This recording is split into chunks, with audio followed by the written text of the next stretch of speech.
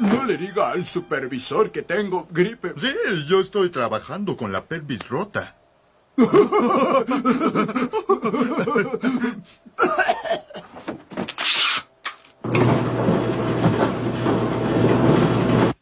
¡Ay, nunca va a llegar mi aflojador de cítricos! Papá, te llegó esto por correo. ¡Yo! Mamá, prepara un gran abrazo extra. Te compré un nuevo extractor. Oh, Dios mío, están entrando gérmenes de gripe por todos mis poros. Oh. Feliz cumpleaños. ¡Feliz cumpleaños!